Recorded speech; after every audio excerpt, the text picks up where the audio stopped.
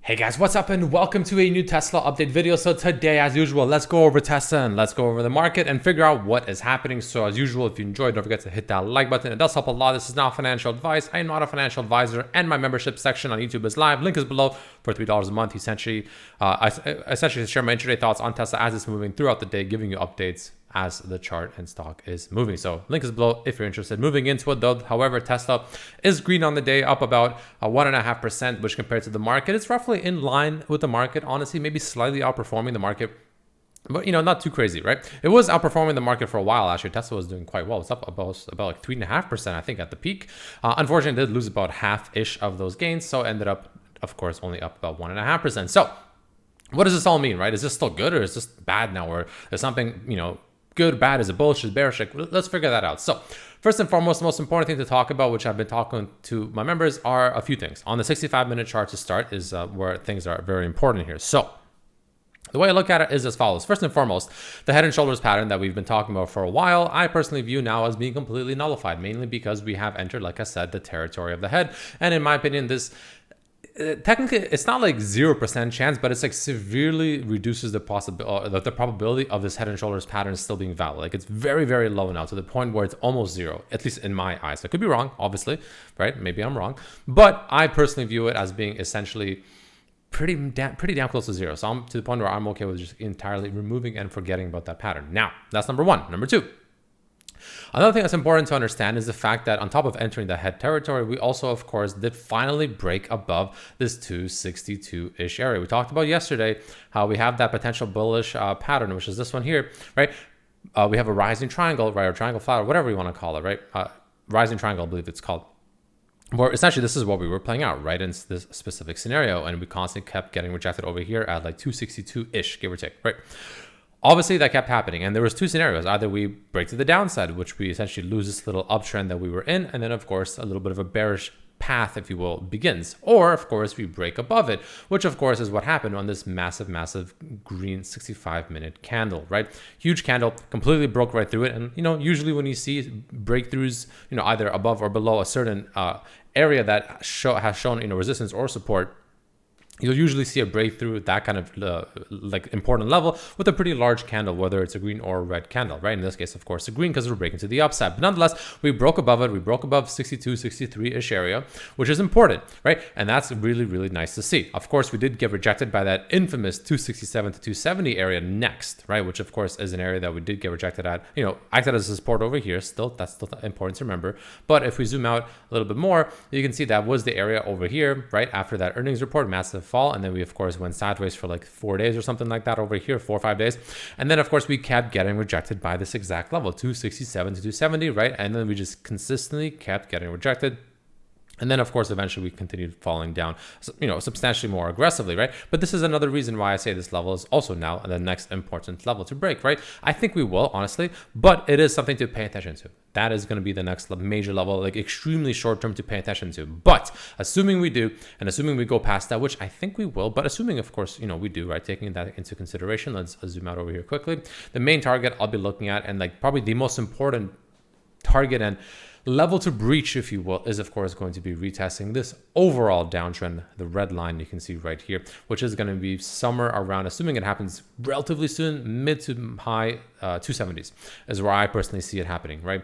Somewhere around there, maybe close to 280, but mid 270s up to 280, somewhere in that range will be that absolutely just huge area of resistance. But on top of that will also be probably the most important level for the bulls to break, because if the bulls break and if Tesla breaks out of this red line and breaks this downtrend that we have been in since all-time highs, man, that's good news. That is absolutely just music to bulls' ears. Honestly, that's what they want to see, right? Because this breaks the downtrend, and I think it'll open up for a very nice bullish looking, potentially end of the year, of course, assuming it happens sooner than later, but especially 2024, right? I think it'll look quite phenomenal for that time. So take that into consideration for what it's worth. But again, you want to be breaking above that level. So that's kind of what I see on the daily chart. That's the most important thing. Obviously, in terms of support, we on the 65-minute chart, you can see we did come back down to this level of 262, 263 over here, right?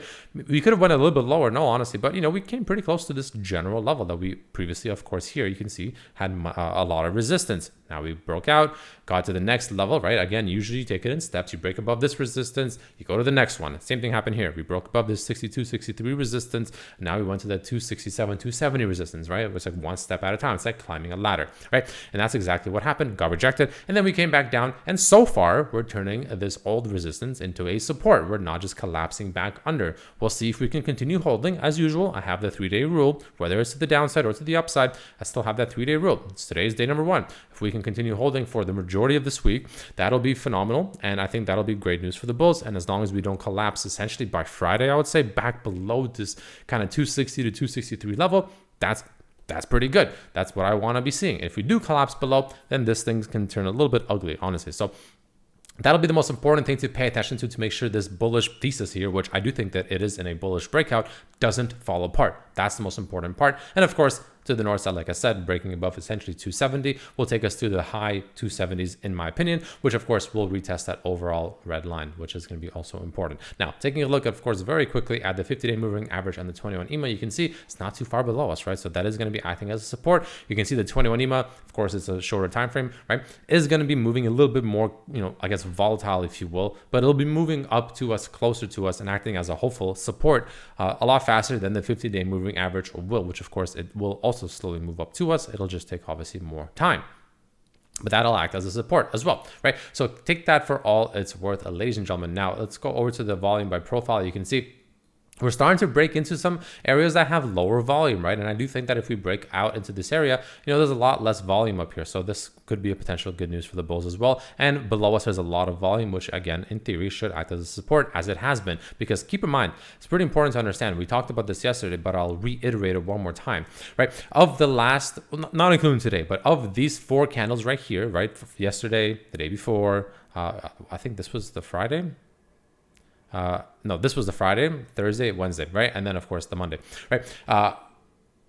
3 of those 4 trading days started off extremely red, very, very red, and then it recouped pretty much all the losses, and some of them went even green. So the bulls really took control of this area, took control of the areas that, like the supports levels that mattered, while the bears pretty much fumbled the ball when it really mattered to really push Tesla back down a few notches, right? And that's going to be really important to understand, the fact that the bulls have this much control, and now we also broke out of this old resistance, now hopefully turning into support. Great news for the bulls. You can see the MACD flipping bullish as well, and it's looking good, man. It's the bulls definitely have control here. It's just a matter of it's the bulls' game to lose, if that makes sense. As long as they don't fumble the ball here like the bears did, I think we're off to a pretty damn good start. It should be looking pretty good.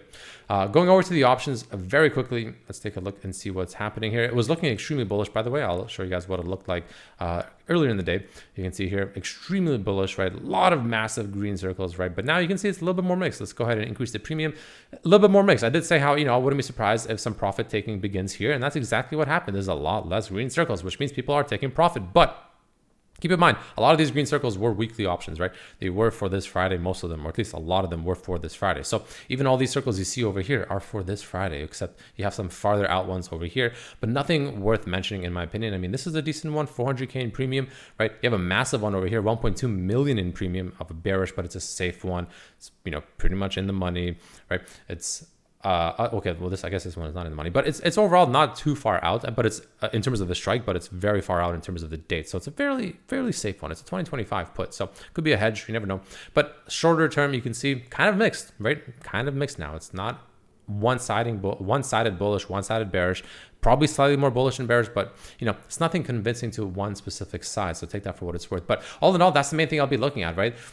Just seeing if we can hold above this level and not break back below essentially 260 to 263. That's the most important thing to me right now, because that is going to continue in this bullish thesis, and it will continue moving upwards, in my opinion, as long as that level now holds and we turn it into a support. So that's the main thing I'll be looking at right now. And of course, I want to see 270 break. If we break that, we go up to about mid 270s to almost 280. That's the red line. If we break that, well, then the Santa rally, I think, for Tesla is going to be ready to go. I don't think it'll happen that soon. I think it'll still take time. I think it'll probably take even November to do it, honestly. But I think sometime in November, I think it will break. And I think it'll be a phenomenal run for the end of the year. And I think 2024, assuming that path actually happens, should be a good year for Tesla bulls, in my opinion. Of course, could be completely wrong. Something major can happen. Something catastrophic can happen. But as it looks right now, it's looking like the bulls have control. So looking pretty good, guys. Let me know what you think down below. If you enjoyed the video, don't forget to hit that like button. But all in all, thank you so much for watching. And as usual, I will see you for the next one. Peace.